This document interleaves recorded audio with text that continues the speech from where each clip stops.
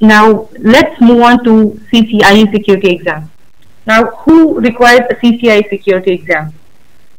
A person who has complete knowledge or hands-on experience will definitely opt for a CCIE security exam.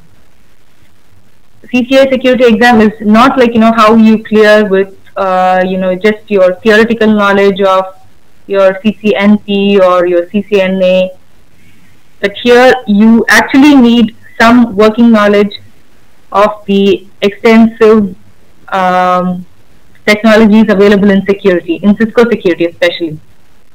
So you not only need to know Cisco security technologies, but also a little bit of the other technologies available in the market to qualify yourself for writing the CCIE security exam. Now, how do you do the CCIE security exam? You have a two-step process. One is the CCIE security written exam, which is a 2-hour written exam, just like any of the other Prometric exams. Like how you clear your CCNA or MP, it's just the same. You have to take up a 2-hour exam, and you will have to answer around 110 questions, 110, 120 questions, I guess. And it'll be an objective type with radio buttons and the normal scenarios. You won't have simulations, you just have those radio button option type questions. So once you get through your CCIE security written exam, you have a pre-qualification for taking up a CCIE security lab exam. Now, to prepare for a lab exam, you will have around 18 months time from your first written exam date till your next lab exam schedule. Within these 18 months time, you will have to prepare thoroughly, and you will have to familiarize yourself with all the technologies available in the CCIE security exam. You will have to be very thorough with the topics, with all the practical scenarios, with troubleshooting. Troubleshooting is one of the main skill required for a CCIE security exam, without which you cannot try going for the exam. You need to be a very good troubleshooter. You need to know what is your network, how you have to work on it, how you handle the network situations to go into a CCIE security lab exam. Now, for the lab exam, you will have to book like around 90 days ahead. You take up the exam, and it will be an 8-hour exam. And you have specified centers you have a list of centers given on the Cisco site. It's a 7-hour, it's an 8-hour exam, only practical exam. Earlier, I guess for the past 1.5 years, there were open-ended questions. But now there is no open-ended questions, and there is only a lab exam for CCIE security.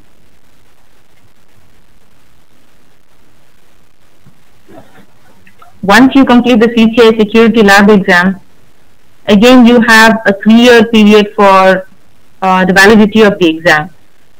After the 3-year period, you can either go for, you can opt for a different certification in the CCIE security level, in the CCIE, in the expert level, like you can go for a voice or a routing or switching or a wireless exam, or you can write the recertification exam for CCIE security itself, which will be another written exam like your CCIE security written exam.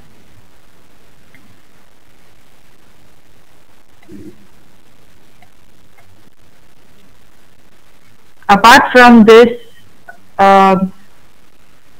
you also have to have a little bit of idea about not just security, but also about voice, wireless, a little bit of storage knowledge, because once you're handling a network situation, you're not just handling a security part, because you will have problems coming from different sides. You will have to troubleshoot routing and switching. You will have wireless, which is a base in all the networks these days.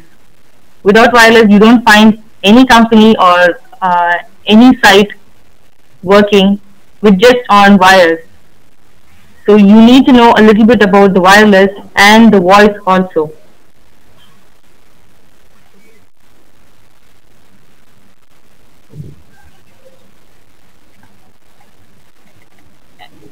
Now here you will see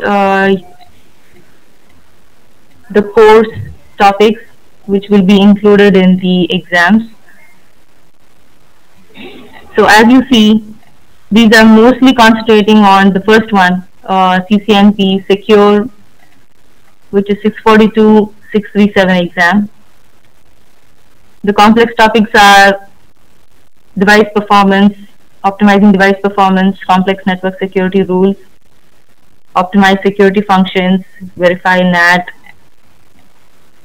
IO zone-based firewalls, security software configuration, which is on the troubleshooting side, and configuring switches and routers, fault finding and repairing. Again, for the firewall, you will have securing the firewall, securing ASA especially, and troubleshooting the perimeter security. And you have the other modules inside the ASA, a little bit of GUI based also.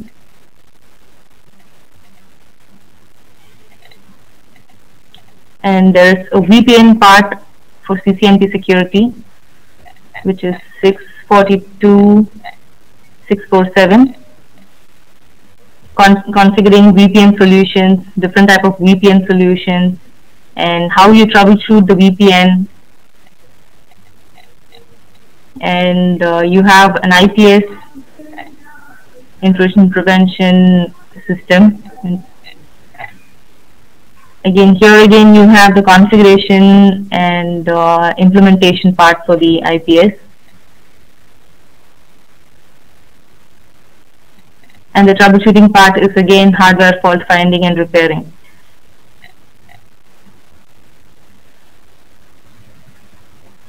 So from this you will have a basic understanding of what Cisco certifications are, how much important it is in your career, because a Cisco certified engineer will have more knowledge in dealing with any situation which has a network vulnerability problem. So you have to have skills to troubleshoot from all aspects, from all sides of the network. I guess I will pass on the conference to Brother Mahadir.